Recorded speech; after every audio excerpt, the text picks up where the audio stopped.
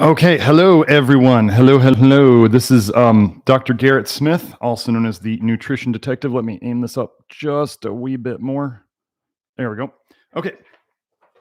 It is another Friday live stream. It is April 29th, 2022. And today, these people out there, we got a testimonial to go over. We're going to go over that first. And then we're going to go over copper. I got a little wild hair up my bum this week because I have learned not only are there the people out there talking about the bullshit made up concept of bioavailable copper and trying to encourage people to eat more of that, as if like, oh, copper in supplements is bad, but copper in foods is good. And let me do a little fun argument on that. Oh, mercury in pills is bad, but mercury in foods is good and essential. Do you see the stupidity of that argument? One of them may be worse than the other. Okay, I can deal with that. They're both bad. You don't want an excess of either of them. I mean, I want you to think about that. What other things are you going to argue that, well, the metallic form of it's bad, but the natural form of it's good and necessary, and you need it? You know, the people use the same argument with vitamin A, right? Supplements are what causes toxicity, but in the natural form, it's essential and it can hardly cause toxicity. And I've blown that out of the water. Every day I blow that out of the water. So now there's this new group talking about people either supplementing or getting food up to 30 milligrams of copper in a day. Do you know that the tolerable upper limit, the UL of copper in a day, is said to be 10 milligrams? Because going over that long term will cause liver disease.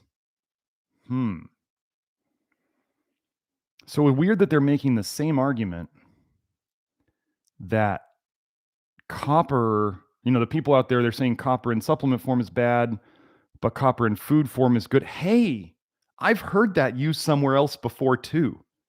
The vitamin A people who don't understand it use the same argument, and they're wrong too.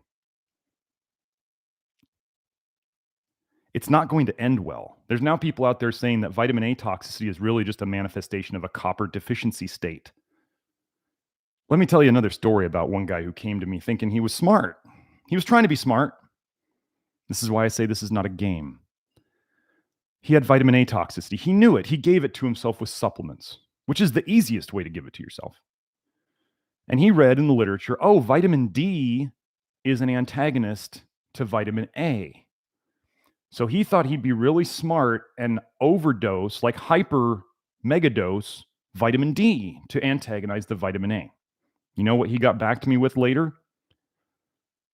Oh crap, now I have vitamin A toxicity symptoms and vitamin D toxicity symptoms. Here's a tip.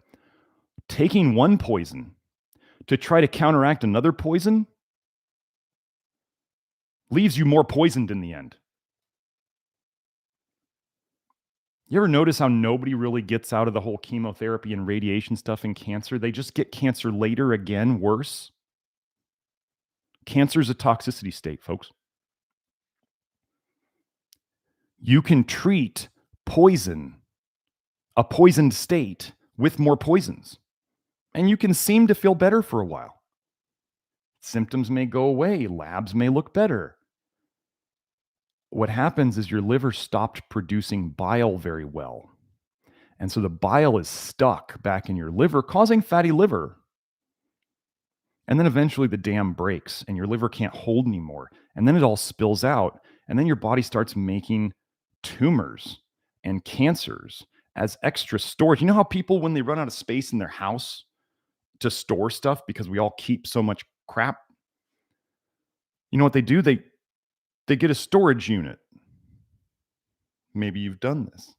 right? They buy more space to keep their crap.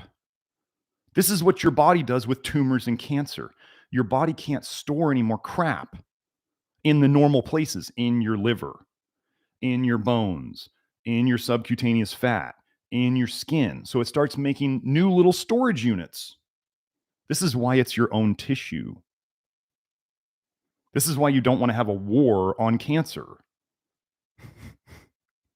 This is why when they go and puncture cancers with, biopsies, it often spreads, and that's in the literature because they just poked open your little bag of toxins and it spills out and it goes somewhere else and your body starts trying to make new storage units to store the poison. They always find high levels of copper in tumors too. That's weird. It's really weird. So, I'll go to the testimonial second. Since we already started on the copper thing, and I really got this wild hair itching me. If you are out there and you're into hair testing alone, hair testing by itself is, I don't want to say it's worthless in terms of assessing copper, because you'll see that it's not worthless when you use it in concert with blood testing. But if somebody said, which would I rather have in terms of looking at copper? If I had to choose one, I would rather have blood. Now, why do all the hair testing people say that blood is no good? It's because they can't use blood, because most of them aren't doctors. It's just the reality of it. They have to say that the tools that they have are the best. That's what people do. It's just the nature of the beast. So, I am lucky, blessed, that actually being a physician, I can test blood and hair.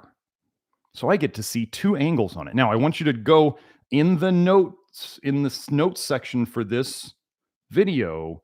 There's a link to a Google document where I have put in screenshots from 3 of my recent clients of their blood copper levels and their hair copper levels. So if you want to go pull that up right now so you can look at it with me, I do have it. I don't have any fancy Livestream software yet. I do have them printed up and I'll show them to you as best I can here. But if you want to look at it on your screen, you don't have to stare at my pretty face the whole time. You could look at that document. But we're going to go over this now. I'm going to show you why. In the hair testing world, they love to talk about hidden copper toxicity. And in the hair testing world, they'll pretty much say that no matter what, they have 10, the Dr. Wilson of hair testing infamy who channels his information. Yeah, that came out once. He likes to say he's got 10 markers of hidden copper toxicity on hair testing because that's all he tests. And pretty much by that, he'll say that everybody has hidden copper toxicity. Now, would I kind of agree with him based on what I've seen on testing? Yeah. But if we can test blood, all of a sudden it becomes very, very obvious that outright copper toxicity is all over the place. All over the place. So first, let's go over client number 1 on this. So first, I'm not going to show you, I'm not going to zoom this up on there, but this person's serum copper was 64. So let me give you the normal range. The normal range is 80 to 158 at this lab core. Okay. So this person was low on the normal copper range. Now, normal ranges are pretty bullshit because they're going to fit 95%. Sorry, I just saw the comment where Bob Dylan said, FYI, I screen captured your pretty face and made it my PC wallpaper. Well, you got to do what you got to do, whatever makes you happy. So my range for copper now I'm not totally sold. I want those of you who may have misunderstood me, because some of you tend to think that I make commitments, intellectual commitments, earlier than I do. Copper toxicity is everywhere, and copper is absolutely a toxic metal. Like, I was just looking in water studies the other day, and they were grouping copper. They were studying copper along with like arsenic and cadmium in water. Okay. Birds of a feather, right? Birds of a feather flock together, and they're studying copper with other toxic metals. Oh, but let's take 30 milligrams a day. This won't end badly. Nah, no way. So I'm not sure. If you go and you look at the copper deficiency studies, just so you know, people say, but copper deficiency. That's usually parenteral nutrition, where people are on like tube feeding or like IV nutrients. And they either don't put any copper in it, or probably they have maybe they don't have zinc in it, or maybe they have too much zinc. But basically, it's like McDonald's in an IV. Like, it's the worst food you could ever imagine. It's like all genetically modified. It's terrible. And they'll say, oh, this is copper deficiency, because they put some copper back in there and they saw some improvement. Okay. You can have somebody who's tired and give them caffeine. It doesn't mean you fix their problem. Okay. Next, the other thing that people will say about copper deficiency is people will have taken obscene amounts of zinc. Obscene amounts of zinc, like 220 milligrams a day for months and months and months. And then they say, oh, well, oftentimes in the case studies I've seen, they just take them off the zinc and the problem goes away because it was zinc toxicity. The other people will say, oh, they caused copper deficiency and that's what caused it. And then they give them some copper, which kicks out some of the zinc. And so they get rid of some of the zinc toxicity. Okay, great. I'm just not sold on, I have not bought in. Do we need any copper at all? Do we need any? I don't know yet. But I sure know that it's bad in any amount of excess. What's the lowest amount of excess? I don't know yet. So anyway, we have this person tested 64. If you can see it, you probably can't see it. Let's get it. Can we get the focus? Anyway, 64 on her blood test. Now I want you to look at that picture. You can see that bar, right? This is from the hair test. Off the charts. So we have a blood test that showed low by normal ranges. I tip my range right now. I've actually revised it for those of you who are my clients. I've actually revised it recently to about 75 to 90. I used to go by 80 to 100.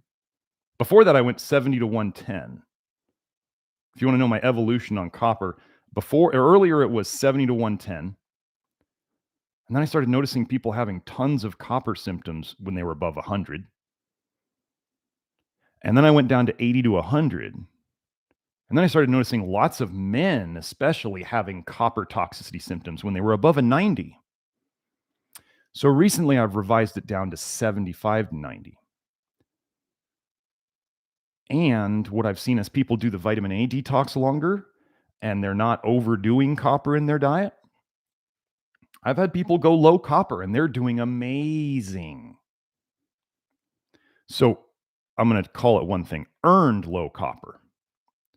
Earned low copper through doing proper things like testing, not guessing, then addressing on their zinc supplements, testing, not guessing, then addressing on molybdenum supplements, detoxing vitamin A out of their system.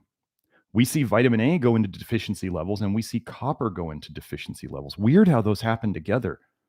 Kind of like on the birth control pills ruin your health video on this channel. You know what birth control pills do in ladies? Well, pills or IUDs, they raise vitamin A and copper in the blood. And they've known this since 1975. Weird that those two go up together. And they both accumulate in the liver. And they both cause liver injury and damage. Weird. It's almost like there's a pattern. But anyway, so So we have low blood copper along with off the charts hair copper. See that? Off the charts, 10.8. Now, where do I want copper on a hair test? Eventually earned between a 0.5 and a 1.0. Is that the normal range on the hair test either? No. Normal ranges are for what we want to call normal health these days. Normal health these days is garbage. You want normal health? I don't.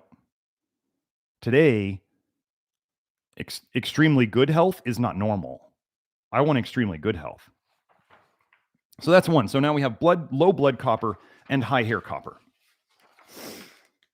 Client number 2. Well, I'm not going to show you their copper number because you can't read it, but their copper on recent testing was 137. The normal range being 80 to 158. Do I like the normal range? No. Does this person have all sorts of copper toxicity symptoms? Yes. Maybe I'll put in, let me get the copper toxicity symptom list. Let's do this. I'll put this in the chat for now, and I will do my best to remember to put it into the notes on this video later. So if I forget, somebody just comment. If I forget to put it in there and you guys are looking at it later, oh, this is not, am I over the, oh, I'm over the count. Let's see. I really don't like this on YouTube where they limit characters so much. Let's see if we can make it fit. Here, let me, well, so there's fatigue, anxiety, depression, irritability, racing mind. Let me see if I can fit this other one in here. I'm sorry, there's no punctuation in there. I don't have time to put that in right now. I will, like I said, I'll put them in the notes. Oh, that's too many. And then let me pop these out. That one. And there's that one. Okay, so I think it's like 11 or 12, maybe 13 symptoms. These are classic copper toxicity symptoms, or if you were taking things that caused you to dump copper too fast out of your liver, which can happen, these are symptoms that you could aggravate by taking too much of the copper antagonists. So like I said, fatigue, anxiety, depression, irritability, racing mind, as in your mind won't stop thinking and grabbing onto things, and it just, your mind won't shut up. Okay. Continuing, inner trembling. If you don't know what inner trembling is, you haven't had it. Once you've had inner trembling, you know exactly what it is. A nerve buzzing feeling like electricity, like tingles, like electricity going through your nerves. Why? Because copper's conductive. You are a biochemical, electrical, mechanical being. If you get too much conductivity in you, you start feeling like you got electricity running through you. You want to know what's non-conductive that's a copper antagonist? Zinc. If you're buzzing too much, you probably got too much copper and not enough zinc. If you start going and supplementing zinc without guidance, I hope you don't do too much. Brain fog, headaches, limb weakness bilaterally. So like both arms feel dead, or both legs feel dead, or both arms and legs feel dead. Trouble falling asleep initially, like when you lay down and you can't go to sleep. Possibly have your mind racing. Heart palpitations anytime, but especially when you go to bed initially, which often will go with the mind racing. And then anything you feel is hormonally related. Ladies, you have menstrual problems, you have libido problems, you have endometriosis, you have just about anything hormonally related, tender breasts, you got too much copper in your system.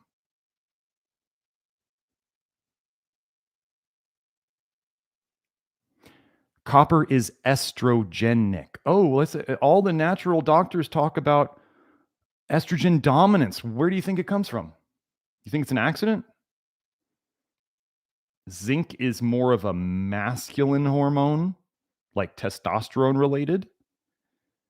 And copper is more of an estrogenic hormone.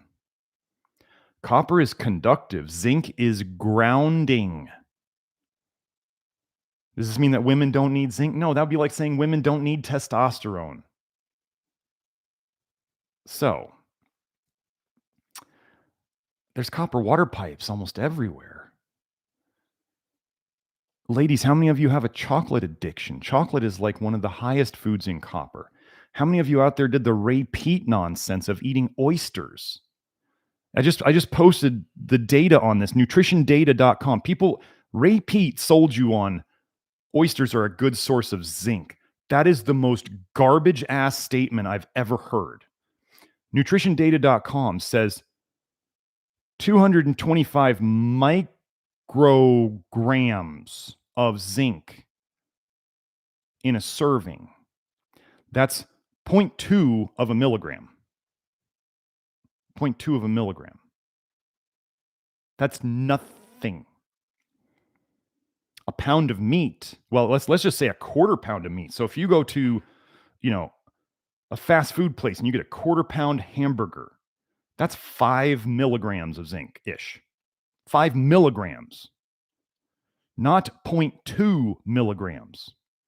Oh, and how much copper was in that serving of oysters? 11 milligrams. Do you remember what I told you the upper limit for copper intake was? It was 10 milligrams a day. So technically that serving of oysters is copper toxicity in a meal or a snack. With no zinc, you were lied to by an ivory tower academic who has no clients and has no clinic, who answers emails for free. You know what something that's free is worth? Nothing. You know what I've heard he does with clients who don't seem to get better with his email suggestions? After they've talked to him enough, he just stops replying.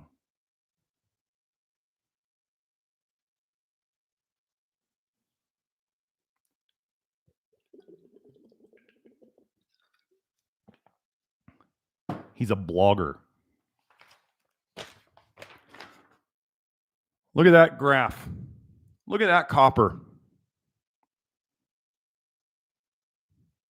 0.8, 0.8. So if I was just doing hair testing and I looked at that copper, I'd be like, oh, that's in my okay range. Look at that blood test, 137. We've been working on high copper in the blood with this woman for several, 3 years. Do you know how much copper you have stored in your liver? I can be antagonizing copper with zinc and molybdenum and now lactoferrin. And if you want the best lactoferrin, go to nutritiondetective.com. That's where it is. I've been antagonizing copper with people for 3 or 4 years now. And it can still be high that much later. These people telling you have copper deficiency are full of it. And they're all sick themselves. Try to go find pictures of these folks about 5 years ago before they got on their copper kick, and then look at them now. And they probably look older, 10 years older than they used to. They're aging fast. I'm not going to be blunt anymore. I'm not going to there's no soft kid gloves anymore. But now, so you just saw this 137 on copper and a 0.8. What most of you hair test folks would be like, oh, that's low. Okay, if that's what you think, they have low copper on the hair test. and high copper on a blood test. Now it gets even better. This is another woman I've been working on excess copper for years. Years. You can store an unbelievable amount of stuff in your liver. Unbelievable amount of stuff. Her last 2 copper measurements in the blood. Remember, the normal range is 80 to 158. And I want it 75 to 90. Earned.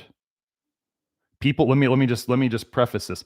People who come to me with low copper in the beginning on the blood test, low blood copper, and they haven't earned it, they're sicker than the people who have high copper. The copper's getting stuck in their liver. It's not coming out in their blood. And what will likely happen is as I get them better, I've seen this on some people, you start giving them zinc and molybdenum and lactoferrin based on the testing, and we see their copper start to come up in the blood, but they're not taking copper. What are we doing? We're freeing it up out of the liver. It was stuck. Some of the sickest people I've ever seen are the people who come to me with low vitamin A or low copper. And we start freeing it up and they start feeling better.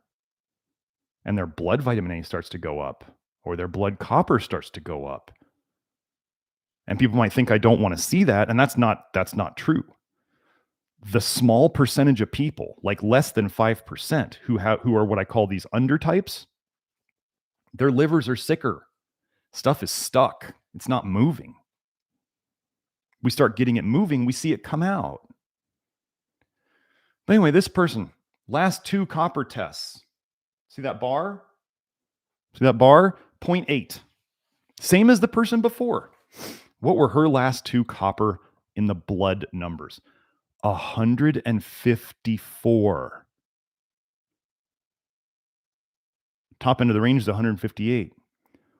What was her, this was her most recent one, was 154. What was her test before that with the same copper level on the hair test of 0.8? She had her last 2 hair tests were 0.8 and 0.8, exactly the same. Her previous hair copper, or blood copper, her previous blood copper was 201. 201. 43 points above the high end of the range, yet her hair copper was, some people would say low, I would say acceptable. If you are trying to judge copper toxicity on just blood or just hair, you are completely lost. You don't know what's going on. And then people will say, well, why is one high and why is one low? And they'll start making up all sorts of bullshit reasons of, oh, well, one's showing inside the cell and one's showing outside the cell and da-da-da. And it doesn't, none of that matters. You're copper toxic.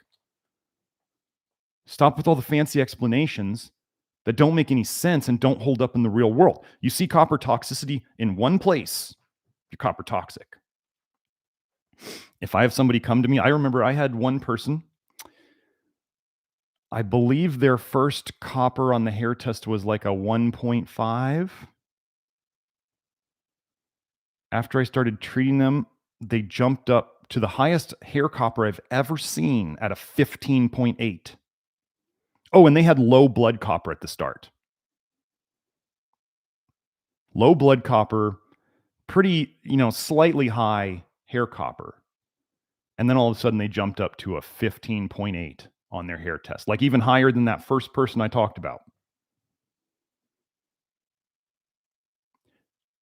Hidden copper toxicity. But if you don't see it in the blood or the hair, and you have a person, this is why you have to look at symptoms too. I don't know why, I want to know why other practitioners have not been doing this. Why am I the first to figure this out?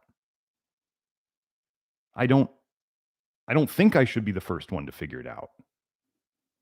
I want everybody to understand this. I'm working on practitioner seminars. I've done 2 before. but I'm working on one to make it a little less stream of consciousness of mine and a little more like step by step. So that will be in the future. I don't know when, but we are working on it. And Nathan is helping me. Nathan's a physician's assistant, and he's helping me to put it all together. And I'm super appreciative because I don't know that I would ever get to it on my own. So with this work we do, now that I've been over that, basically, let me summarize. The more you think of copper as a toxic metal, the closer to the truth you are. Bioavailable copper is bullshit. Eating tons of food copper or supplementing copper sulfate. I'm going to supplement copper and sulfur together. Good luck with that, bro. Good luck. Come and find me.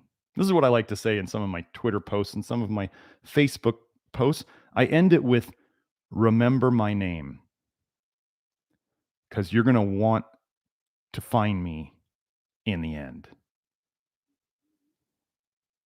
All these things, somebody says, I take vitamin A and I feel better. And I go, everything works until it doesn't. Oh, I got vitamin A toxicity and I took copper and I felt better. Everything works until it doesn't.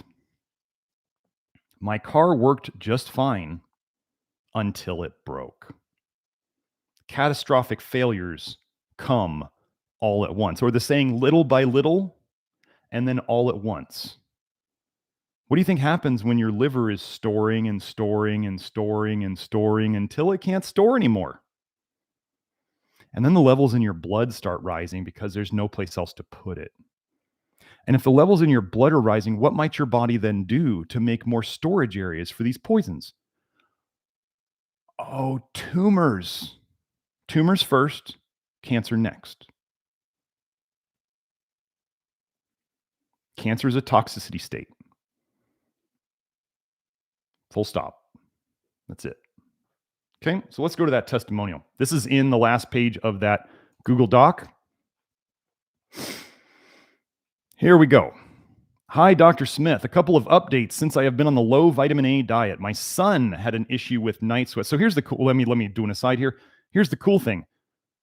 If you're a parent and you start doing the low vitamin A stuff and and working on all these things, and your family's eating the same thing as you, your whole family benefits. I don't even have to treat them.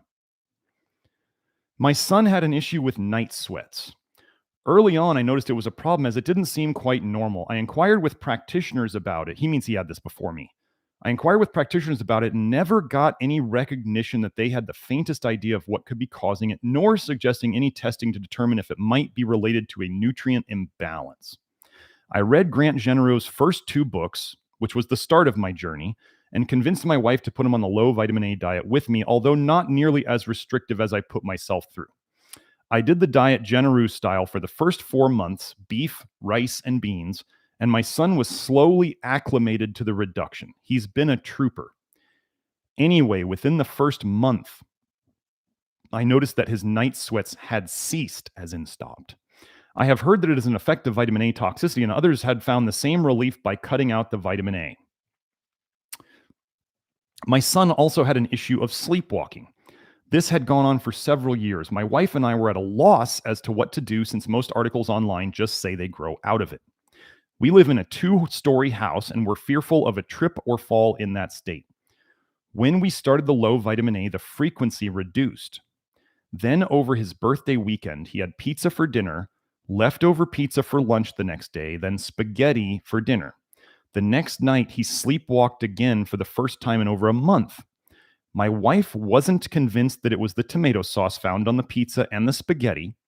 Obviously, the spaghetti sauce was way more than the pizza because it happened the following night after he last ate the sauce. I reminded her that not all reactions are immediate. Good man. And there might have been additional stimuli that might have induced it the night after. Fast forward 2 months later, after I found your site, early into the research of alternatives to the Genereux diet, we made a mistake. We found articles not on your site, that stated that golden tomatoes had zero vitamin A. Oh, yeah. No, that's a mistake. Anyway, and my wife and son were hankering for pasta. So we found golden heirloom tomatoes and we made up a sauce. My son loved it and had seconds. That night, you can guess what happened. He sleepwalked again. At that point, I mentioned to my wife that it has to be the tomato sauce. Since then, tomato sauce is off the table. If he gets pizza, it is with olive oil instead, and he doesn't mind. Sleepwalking has only happened one other time since then. We believe it was due to overstimulation from watching TV. He gets really excited when he watches TV, which has been reduced since we don't agree with all of the programming on TV these days. But the kid likes it a lot, as any kid does, and we only allow weekend watching. I also believe that since we retrace our old symptoms, it is possible that the last episode could have been due to retracing and the overstimulation. Regardless, it's been another month now and no sleepwalking when he used to do it several times a week. A quick note, since I have been on the diet, the dark circles that were present under my eyes are almost gone. I wasn't concerned about it since I considered it merely a sign of aging, just as I wasn't concerned about getting more hair on my body.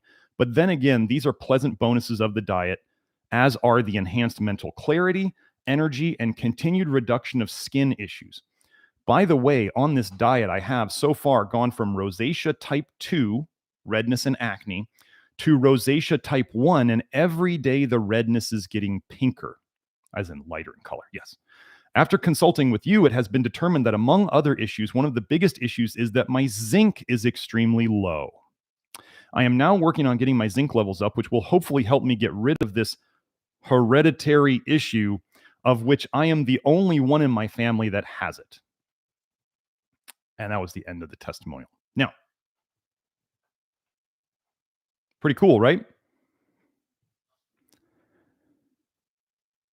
So when I talk to people on my consults, I ask them what their 3 biggest issues are. And the reason I do that, it's not because I tweak my treatment. My overall, the principles, too many practitioners don't have principles. Maybe that's why my stuff is so different. But the principles of what I do, give the body what it needs, help it get rid of what it doesn't want, and then get the heck out of the way. That's a very important principle. First, do no harm. It's a very important principle. Doctor as teacher. Isn't that what I do here? These are very important principles, but principles in terms of when I ask people for the three symptoms that bother them the most. Why are we talking? What are the 3 symptoms that cause us to be here today? I only do that so I can tell them which of the things in their treatment plan are the most important for them not to screw up, so they can feel better. I remember a doctor telling me, he was teaching us how to treat.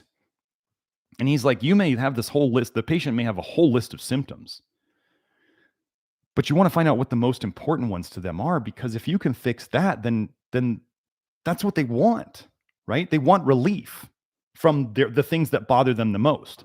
Like, if somebody's got cracked heels, but their itchy butt bothers them more. Well, what do you want to fix for them? You want to focus on their cracked heels or their itchy butt? You want to help them get relief, not just symptomatic relief. You can do things for symptomatic relief, but you want to get to the root cause of it. Treat the root cause. There's an important concept, right? Never heard of an herb deficiency. Never heard of an acupuncture needle deficiency. Never heard of a homeopathic deficiency. Heard of lots of toxicities. Want to hear a funny story? I almost got failed out of one of my clinic shifts in medical school. I was in a homeopathic course. And the professor, the instructor said, I just didn't seem that excited about homeopathy. Now, I do use homeopathic detox therapy. I help people to do that. Do I think homeopathy has some legit helpfulness? Yes. But classical homeopathy was not doing it for me. And so I asked the teacher one day, I said, so if a person, this was back before I have my new views on vitamin C and scurvy now. If you didn't know, scurvy is completely vitamin A toxicity. Here, let me post that link. Hypervitaminosis A and scurvy. You can go find the whole paper if you want. Basically, in this paper, they say, really weird thing in dogs, vitamin A toxicity symptoms are exactly the same as scurvy symptoms. And inside the advanced detox program in my network, I go over how sailors' diets, where they used to complain about scurvy, they had quite a high vitamin A diet. Oh, and what did they drink every day? What was their beverage? Oh, it was alcohol. Oh, that's healthy. They had lots of peas. They were cooking their food in fish oil. Bet you didn't know that. Oh, and then there's this little thing about how the doctors noted that the sailors really liked having oats in their rations because the oats kept away scurvy. How does that work? Oats don't have a lot of vitamin C. Could it be because the soluble fiber in oats, and the beta glucan being one of them, helps suck up vitamin A in the gut and helps you to poop out more of it so you don't have as much in your system? Oh, if vitamin A toxicity was the cause of scurvy and you got rid of the vitamin A, it would reduce the scurvy, right?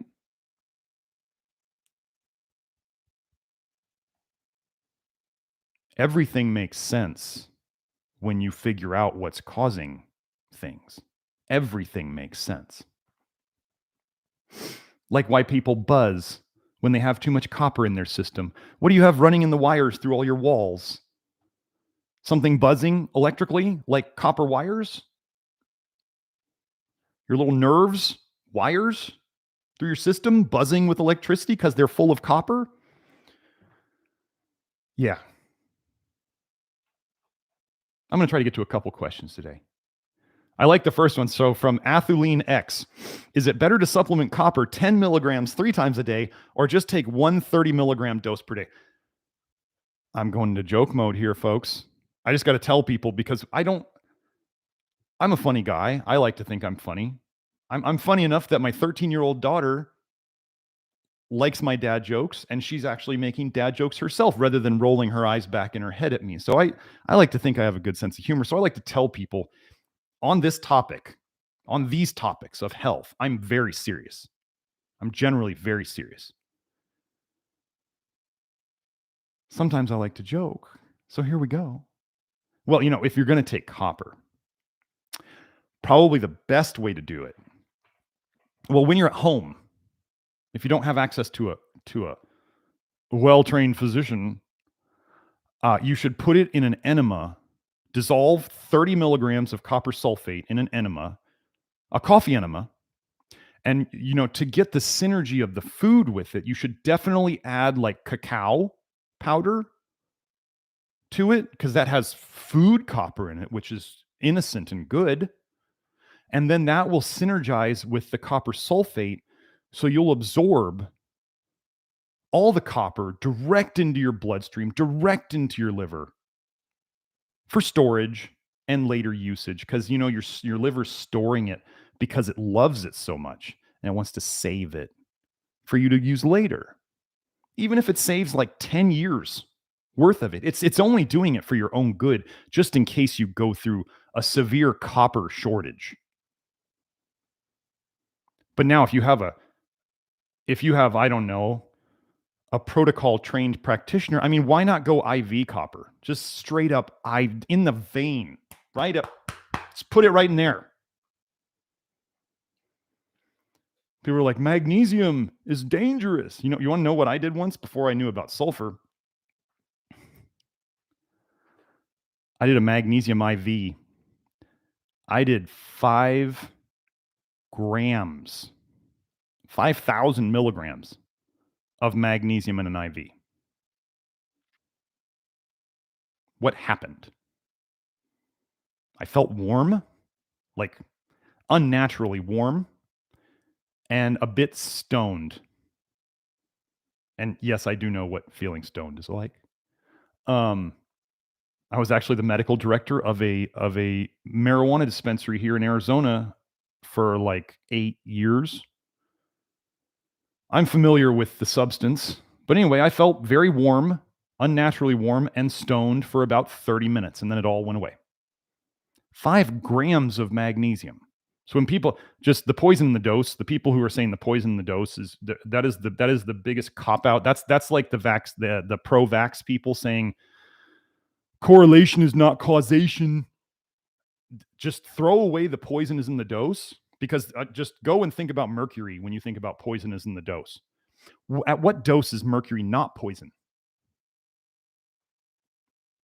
What dose is mercury not poison? And if somebody says, well, it's at this dose, I'm saying, no, it's still a poison below that. It's just it's not enough for you to see symptoms. Get it? All these correlation is not causation. Is correlation is not causation? Is there truth to it? Yes. What does the pharmaceutical industry love to use that as an argument for? Well, it couldn't be our stuff poisoning people. No. Correlation can be absolutely causation.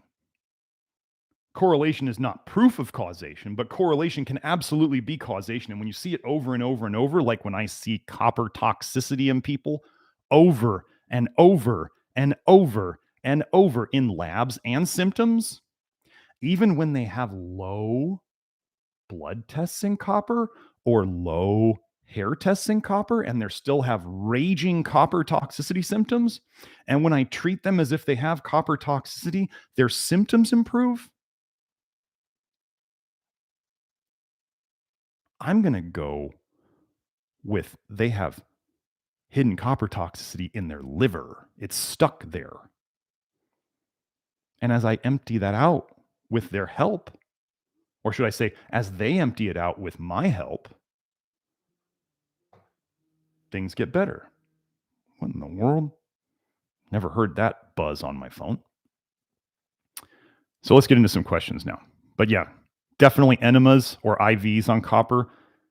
You know, our mouths are just too inefficient. And all of that was a joke. Let me clarify something about copper here. You can't, just like vitamin A. Vitamin A and copper are amazingly similar. You cannot avoid all vitamin A in food. Not even Grant's diet is zero vitamin A. Beef has vitamin A in it, folks. Beef has copper in it. There is no such thing as a zero vitamin A or a zero copper diet, and I'm not advocating anything of that nature. The lower you go in them, in your food choices, the better off you're going to be, as you're able to. But do you need to obsess? Here's the thing. Don't take vitamin A or copper supplements. That's easy. Anything with them in it, supplement-wise. The more you can minimize or reduce it in your diet, the better off you'll be. And I'm just going to jump ahead to the question of, on my program, are there whole grains? Are there beans that people can have? Yes. People say, well, those are kind of high in copper. They're not that high in copper. And you got to eat something. The quickest way to sickness and death is to not eat. So don't do that. Don't avoid eating. Eat enough food. This Dr. Smith's diet rule number 1. Don't stop eating. And that doesn't mean eat all day. That means don't stop eating. You have to eat. For those of you who come to my program, some people are coming to my program with pretty significant dietary restrictions. And they get to the program and they go, oh, I already can't, I'm eating these things and I see your diet and I can't do my diet with that diet. Absolutely, you can. You figure out what of the things you're already restricted from, what of the things you're already restricted from that actually make you feel bad. And then you take out the vitamin A things. And then you know what happens over time is generally these people's food list starts to increase. That's how it works. People will look at the food list and they're, oh, I can't eat beans. I guess I can't do this diet. That's not true. I don't eat beans that often. I don't eat whole grains that often. I have them, But I figured out what diet works for me the best. This is one thing I've been working on for those of you who think that, that this, what I do as a diet on the program is one thing. No, I totally believe that there's people who, if they actually was just talking to a woman yesterday about this. She was saying, we were having a little trouble getting her ferritin down, more trouble than usual. And I was talking to her and I said, so because I'm open-minded and I'm not rigid in my recommendations, other than vitamin A is a poison, I said, how do you feel when you eat red meat? And she said, I really don't feel that good when I eat it. It feels like it sits in my stomach and I don't digest it very well. And somebody's out there going to say, stomach acid, she needs to take betaine HCl. And I'm going, no. She doesn't really feel great when she eats red meat, and I've had trouble getting her iron down. Maybe she's just not built for red meat very much. Okay. So we had to talk about what she can do about protein that isn't red meat. Me, I could live, I could very well do great on a diet that's 75% red meat. I love red meat. I feel great on it. She might be different. If you're a practitioner out there, or you're following some blogger who thinks that every person on the planet should eat the exact same ratio of foods or macronutrients and all that stuff, no. They probably haven't had that many clients, or when their clients don't feel good on their approach, they probably blame the client and not their approach.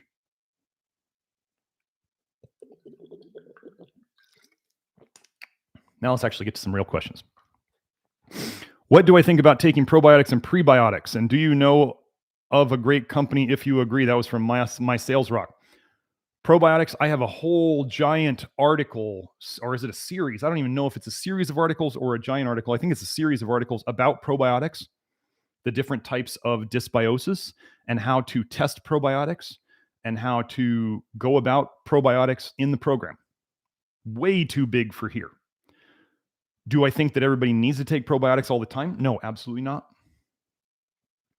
Prebiotics. The best prebiotic is lactoferrin. Absolutely. Lactoferrin can help fix the gut. The messed up gut biome is because of the messed up bile. That's why. Bile, I have a paper that says bile changes your microbiome, and your microbiome changes the bile. As in, if you have the wrong microbiome, you make more secondary bile acids, which are the most toxic of all the bile acids. And your bile is constantly going down into your gut. So if it's going to change the bacterial, what do you want to call it? Phenotype, or whatever you want to call it, it's going to change it. I mean, think of it as your bile is the fertilizer for your gut biome, for better or worse. And then depending upon what that fertilizer causes your biome to grow like, then you can get more secondary bile acids or worse bile acids that are then reabsorbed through the enterohepatic circulation, and then they can make you sicker. Go look up colon cancer and secondary bile acids. Here, let's just do this. Let's do this. Let me find a link for you guys.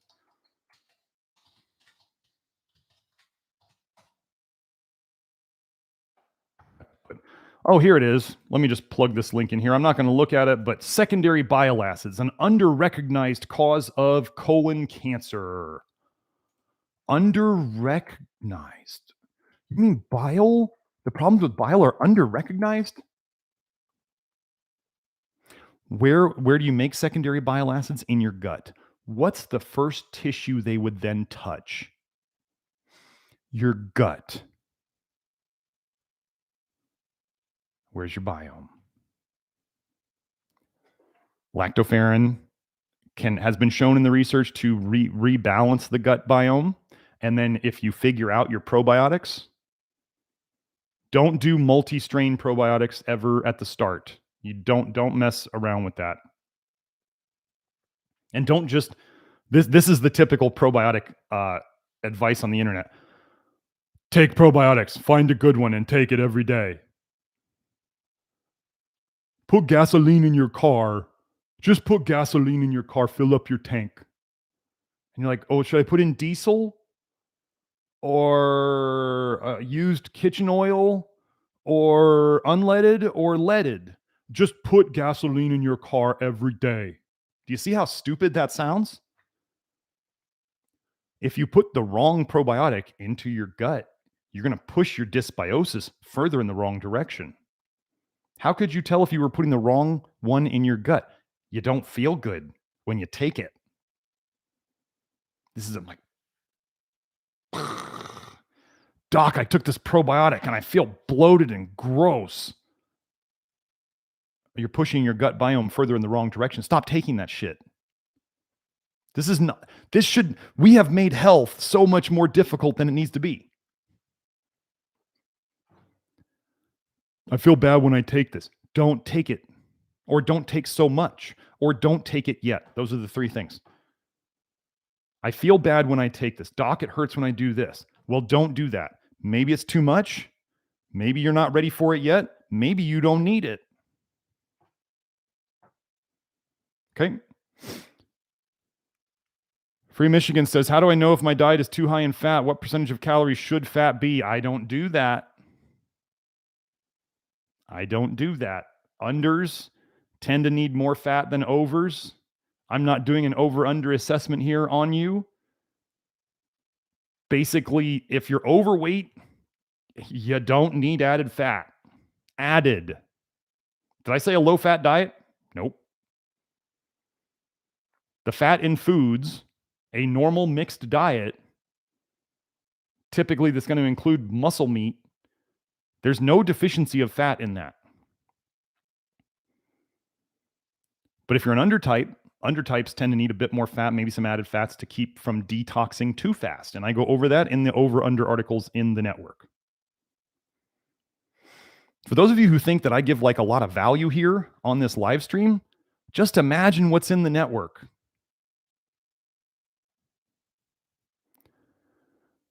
Mr. Have you seen anyone get well without taking supplements, or are they necessary for everyone? Did Grant take them? Grant messed around with a little bit of supplements for a while. He didn't need them too much, but Grant also had almost no, very minimal history of medications. Like maybe he took one pharmaceutical medication in his entire 60 something years, maybe two. And he had only a couple of vaccines, I think. Now compare that to somebody, let's say my age, mid-40s. I got a lot more vaccines than that. And I don't know how many times I've taken pharmaceuticals in my life, probably less than 10. But that's a lot more than Grant did. Andrew Bayard on the program, he's been doing it without supplements. But here's the deal. I think a lot of people who start the vitamin A detox approach and they're having a really rough time are not getting enough of certain nutrients that they need, especially if they're really copper toxic. Here's the deal. Let's say the diet you choose, the diet you make up for yourself is let's say between what you need to detox, vitamin A, vitamin A, copper, cadmium, mercury, lead. You need zinc to help protect you against those and to help you detox those. Let's say that you have so much to detox and your diet, I think they said, I saw a stat, and I didn't look for the US on this. I didn't find it easily, but I saw a stat in China, 50% of the soil is deficient in zinc. 50% of the soil. So really, you can probably guess that it's more like 100%. You can generally take those government numbers and double them, at least, right? So 100% of the soil is deficient in zinc.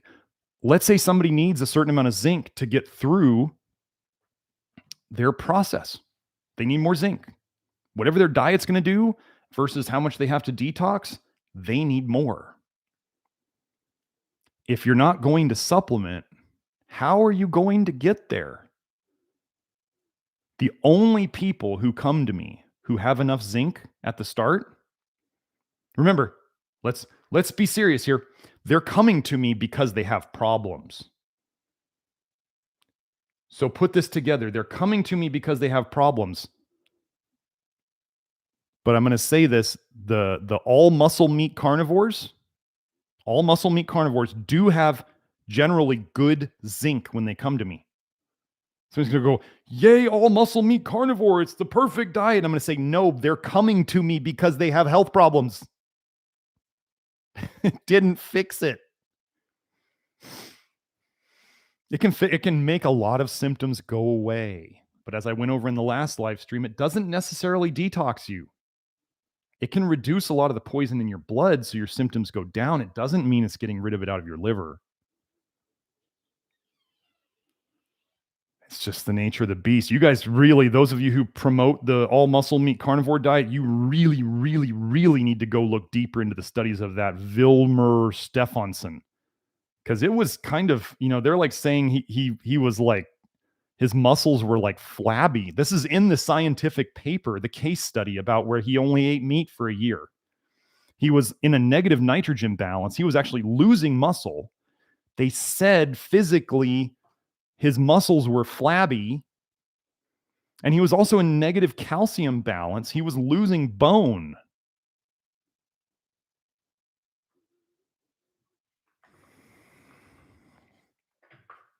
It's not the magic that you hope.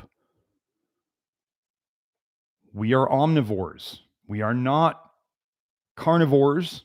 We are not herbivores. We are omnivores. So we should eat that way. What are you going to do when all your meat's gone, folks? Because if you don't know what's coming, why do you think they're murdering all the chickens right now? Wait until the cattle flu. That we just found the new cattle flu, and now we have to start killing all the cattle. Anyway, I don't have a percentage on fat. Overs, if you have too much body fat, you got plenty of fat to work with for a long time. If you're underweight, you probably need to add some fat to this process to slow down the detox, because undertypes will detox too fast and they will feel like garbage if they don't get enough fat. That's the simplest explanation I can give you. Sorry, I went backwards in questions. Have I seen people get better without supplements? Yes, Andrew Baird of the network. He's the guy who I want to thank Andrew right here. He's the guy who does the timestamps for these videos afterwards. So if you want to thank him, feel free to do that. Andrew's been doing it without supplements. Get this though. Men don't often have as many problems with copper toxicity as women do. Why do women tend to have copper toxicity problems? Well, women do tend towards, more vegetarian, vegan diets than men do, in my experience. Women also have birth control that they've experimented with for months, years, decades. Women tend to have more of the chocolate addictions. Women tend to go to their doctors more, which means they tend to get more medications, which means they tend to get more liver injury, which means they tend to get more cholestasis. Women also have more estrogen by nature. Estrogen causes cholestasis, bile in your blood. The women's hormone cycles through the month can really mess with their liver. Why do you think women get so upset during PMS? It's the bile. So I'm not saying anything. I'm not trying to this is the nature of the differences of the sexes. I'm not going to call them genders. The differences of the sexes. It's a reality. Men tend to have higher ferritin than women. Men tend to have higher serum retinol than women. Women tend to have way more problems with copper toxicity, and they tend to have higher hair calcium. Is either one better than the other? No. Do I treat it all as I see it when it comes to me in testing, not guessing? Yeah. But can certain people do it without supplements? Yes. Yeah, the biggest thing is to avoid the poisons. And if you watch this alone and you think you get all of my takes on all the poisons out there, no. You should see the stuff inside the network. So, can you heal dental cavities without drilling and filling? If so, how? You do the program. Lactoferrin can help. I have people apply the lactoferrin directly to their teeth. Charcoal, swishing, getting your magnesium right. It's definitely the opposite of all the cod liver oil bullshit. All the vitamin A pushing, the Weston Price, no, it doesn't work. Women start Weston Price and then they have children and they're like, why are my children's teeth so bad? And I'm like,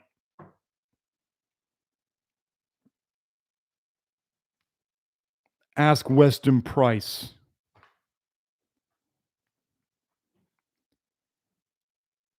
The houses we live in says, are there any teas that are okay on the diet? Is peppermint tea okay? Peppermint, menthol, OL, menthol's an alcohol. You can add alcohols to your system. It's probably not going to help. We talk a lot about alcohols here. What about green tea? Green tea is full of polyphenols. Phenol is a biological weapon, chemical weapon. So polyphenols, ooh, those are good. Also, the green tea and black tea, they call the polyphenols tannins because they were originally used to tan leather. Think about the quality of living skin, whether on yourself or on a cow. And then think about what tanning does to it. Kind of looks like aging it, doesn't it? Right? Kind of hardens it, stiffens it. Some people advertise that as being, it's good to take tannins. They're astringent and they make your gut tougher. Do you want your gut to be tougher? If you were talking about skin absorbing things, like if you were talking about your gut skin absorbing things, do you want your gut skin to be more like this, that you could put topical magnesium on and absorb it? Or do you want your gut skin to be more like leather? This is all just basic like logic and system stuff. Okay? Like think of leather as like rigor mortis of skin. I don't want that. Are there any teas that are okay? Barley. If you wanted to do one, barley tea, roasted barley. That's about it. So Lucky Lucidity says, I know copper plumbing is bad. We have some, not all of the plumbing. We can't afford to take it out right now. We don't drink the water, just bathe and wash. How can we protect ourselves? Reverse osmosis filter. Okay, this is important. I need to put this in the network too. You have to be very careful. I love reverse osmosis filters at the sink, at the countertop, whether it's a countertop version or whether it's an under the sink version for your drinking water. I love reverse osmosis for drinking water. I am currently looking into a shower filter that the company tells me takes out most shower filters, like the Aquasana. It's like one of those charcoal. It's kind of like the filter in it when you open it up. It seems kind of similar to the Berkey setup. It's more like carbon based. Okay, it's really only advertised to take the chlorine out of the water. I'm looking at a new shower filter right now. I emailed the company and they said it not only softens the water, which means it takes out the calcium, and probably to go along with that, it probably takes out a fair amount of the uranium that is often in tap water, if you didn't know. If you do hair testing and you see high uranium on people, it's most likely from their shower water.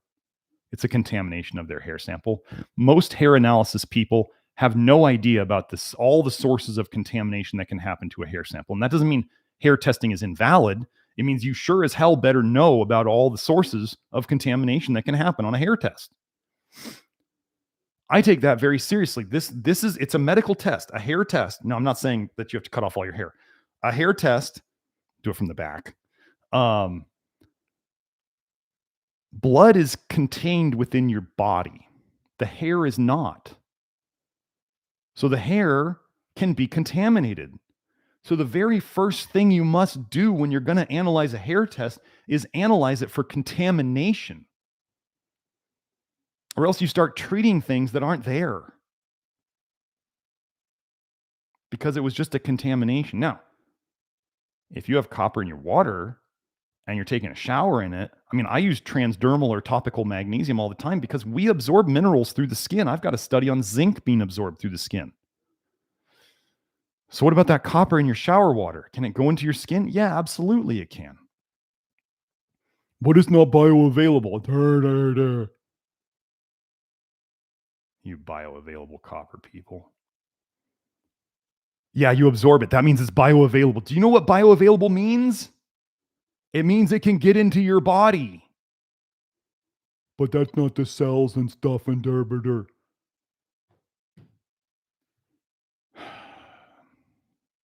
Anyway, I'm looking into a shower filter that they say takes a lot of the copper out of the water. I'm not going to say it here yet because I haven't gotten testing on it. Because we test, we don't guess, and then we address. That's what we do here. We don't go on made up bullshit on the internet. I want testing. While we're here, you folks, some of you out there, I know you would love to do this. You want an assignment? Go and contact all these people selling organ meat supplements. Liver King, Ancestral Supplements, if that's not, I think that's Liver King. Find Saladino, find the Alpaca Aurelius, Carnivore Aurelius liver chips guy. Go and ask them for a toxic metal analysis of their product.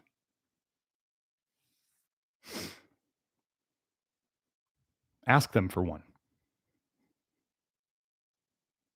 I'm pretty sure they won't have one for you. They won't give you one. You know why that might be? I still need to get to my organ meat presentation because it's full of toxic metals, even the grass-fed New Zealand stuff. I have the research. Liver and kidneys full of toxic metals. Yeah, that's why we test. We don't guess. They probably will say that if they have one, they probably will say they don't have one. Or if you do get it back, if you get one back, please send it to my office. You can find the email address on the website under the contact section. It's probably going to be very disappointing, especially when we start looking at how much people are recommended to consume of it. So even though I talk about vitamin A and copper, which what do the organ meat people advertise their organs are high in, especially liver? Vitamin A and copper. There's lots of other toxic metals. I think I found what cadmium, lead.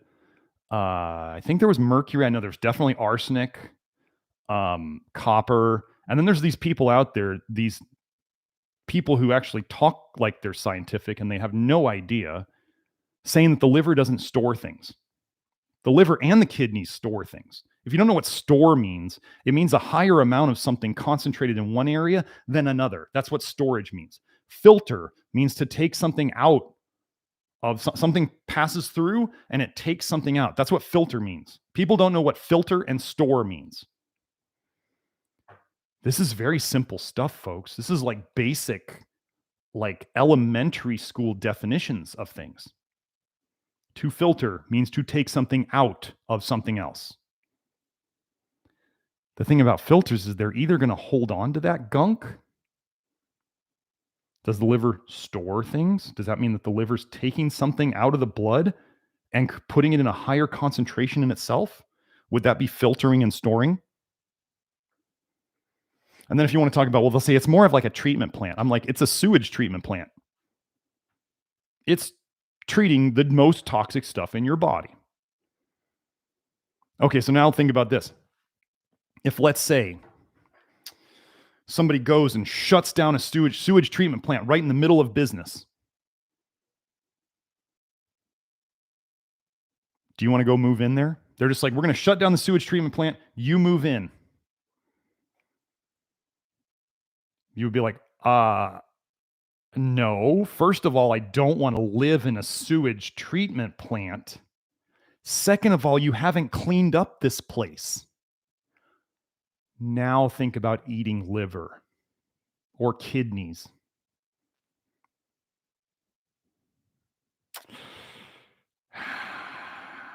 I mean, how much, I don't know how much logic I have to hit some people over the head with. Do you know why animals eat the liver first? Because here's why. For those of you who have ever slaughtered an animal, like gutted an animal, cleaned an animal, here's how you get to the liver. You cut right here. It's right under there. It's a giant chunk of meat. Soft meat. That's easy to get out by simply cutting some ligaments. Animals have claws and teeth. Do they have like sharp butcher knives? No. As soon as there's a dead animal, what happens? All the other scavengers and predators smell it and they start coming that direction.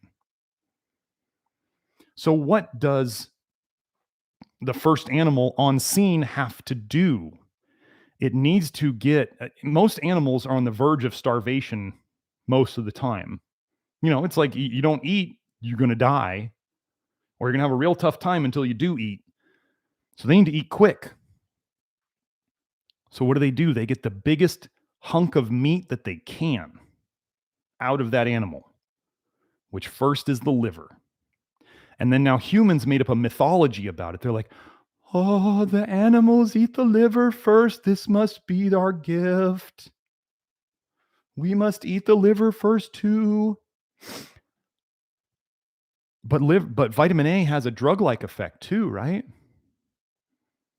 Do you think that primitive people understood the difference between a drug effect and something that was good for them? I mean, don't primitive people use drugs, plant drugs too? Does that mean they're good for you? No. People have been fooled by chemicals forever. They're like, oh, this makes me feel good. I want to do more of it. People are, how do you think coffee came about? So anyway, the liver is an urban legend myth that has grown way out of proportion, and people have done the appeal to nature fallacy about it. If you don't know what the appeal to nature fallacy is, you should look it up. It's basically thinking that if it's natural, it's good. If it's artificial, it's bad. And the things that animals do or cavemen do is automatically better than what we're doing today. It's a fallacy.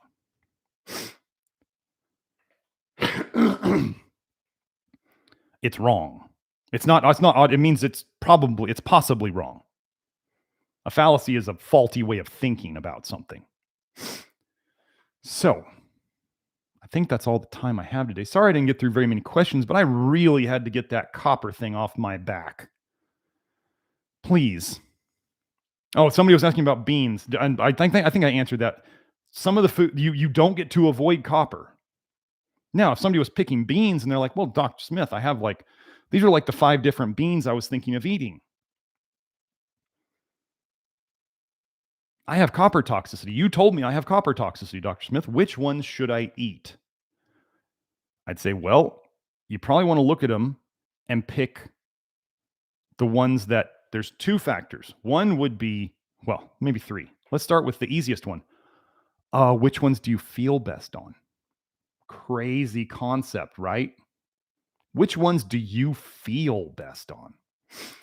Then we might look into the soluble fiber content of them, because more might be better for some people and less might be better for some people. Some people come to my program and they're like, Dr. Smith, telling me to eat beans was the best thing that anybody's ever done for me. And some people are like, Oh my God, I don't feel good on beans at all. Guess what I tell them? Imagine me, if you've seen me for a while, right? Eat the ones that you make you feel good and don't eat the ones that don't make you feel good. There are certain dysbioses, like a putrefactive dysbiosis, especially from you past high fat people, carnivore, keto. Y'all don't tolerate beans because of your dysbiosis. It's not because of any like plant toxins. No, it's because your dysbiosis sucks. High fat diets they kill your bifido. You have the highest bifido when you're born. Did you know that? And it slowly goes down over your life. High fat diets just crush your bifido. Oh, do you think a lifetime of eating more fat than you need? Like, oh, I don't know, added fats? I know everybody's like, seed oils are terrible. Seed oils are terrible. How about most added fats are terrible? There's a simple thing. The less fats you add, first of all, the less stuff you store in your liver attached to those fats, because that's how you store things in your liver. You attach it to fatty acid esters. That's what you do. That's how you store poisons in your liver. That's why they talk about fat soluble poisons being so bad. Right? That's why fat soluble vitamins are the dangerous ones. What do you store them with? You bind them to free fatty acids. How can you avoid absorbing more vitamin A from your foods? Eat it with less fat. That's the one saving grace that like low fat vegans have. They might be eating tons of plant carotenoids, tons of plant vitamin A, but they're not eating much fat, so they're not absorbing much of it. This is all systems. This is all like, it all makes sense. When you figure out how to make it make sense, it all makes sense. When you start going in the Love Your Liver program at nutritiondetective.com and you start learning about what makes your liver better and what makes your liver worse, you can start looking back in your life and understand why you felt good at certain points and why you felt terrible at certain points. And then you can look up the drugs where you could say, my life was never the same after I took that. It could be that drug, it could be that supplement, it could be that fad diet. And then you look in the Love Your Liver program and you go, oh, wow, now I get it. And then it all makes sense. And then we're just trying to fix it. That's what we do. That's why it's the Love Your Liver program. So anyway, sorry I didn't get to very many questions today. I got to get going to the inner circle where I'm going to go do about, I don't know, an hour and a half of Q&A with the people inside my network who pay some extra to listen to me talk about topics that I can't talk about here on the YouTubes. More controversial things and other concepts in the program. So hope you all enjoyed it. Share it with the copper pushers. Help them see the error of their ways. You store copper in your brain. Why do you think some of the biggest symptoms of copper toxicity, racing mind, depression, irritability, anxiety, feeling tired but wired? Wired's an interesting term there, isn't it? Wired, like copper wires? Tired but wired. Heart palpitations. You know, your heart runs on electrical currents, right? So anyway, share it with them. They may or may not believe it. I mean, the copper is affecting their brain. So somebody showed me a paper today about they had a study where it showed Alzheimer's disease. There was low copper in the brain, and I went and I found multiple papers talking about copper dysregulation in the brain and excessive amounts of copper in Alzheimer's disease brains. Whenever you see research that says something could be caused by toxicity, and then you have other ones that says this same condition could be caused by deficiency, just know toxicity is all there is. That's what's doing it. They're either covering it up or they haven't figured it out yet, or they tested wrong. Quick aside, old studies on fatty liver used to say that there was a deficiency of vitamin A in fatty liver.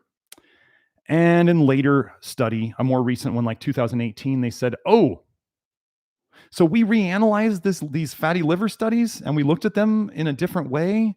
We analyzed it differently with some different compounds. Oh, there's a ton of vitamin A in fatty liver. Oops. If you ever see deficiency and toxicity as causing the same symptom, the only answer is toxicity. It's very simple. But you never hear anybody saying there's like a mercury deficiency, is there? Because everybody would laugh at them. Somebody asked, can zinc overdose cause copper deficiency? I don't know that, like I go back and watch this video from the start. Zinc toxicity is a real thing. I just had to tell somebody who came to me today saying, I was doing the 30 milligrams a day of copper thing and I realized I was messing myself up bad. And they dropped the 30 milligrams of copper. And you know what they started having? Withdrawal symptoms.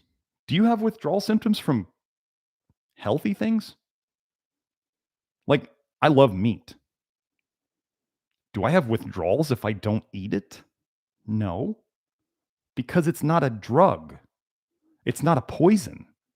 Somebody stopped taking 30 milligrams of copper and they have withdrawal symptoms. Does that mean it's probably a drug or a poison? Yeah. I have people who stop chocolate, and they get withdrawal symptoms. Bad. What's chocolate super high in? Copper. We look at actions and results, not words and theories. Actions and results, not words and theories. You got to hear the testimonial today of one of many testimonials I go over. Do I have a protocol for night sweats or sleepwalking or rosacea? No, I have principles. Get the poisons out, put the right nutrients back in, and the body, gifted to us by God, can do amazing things to fix it. Somebody brought up goats. But goats need copper and goats need vitamin A. I'm just going to throw a little aside in here. Goats are also associated with Satan. Coincidence? Maybe. So anyway, I'm done for here today. Hope you all enjoyed it. If you want to work with me, go to nutritiondetective.com under the store, and you can find the programs there. If you want to get into the Love Your Liver program to check out my work before considering working with me, which is always an option, go to nutritiondetective.com and go into the Love Your Liver program.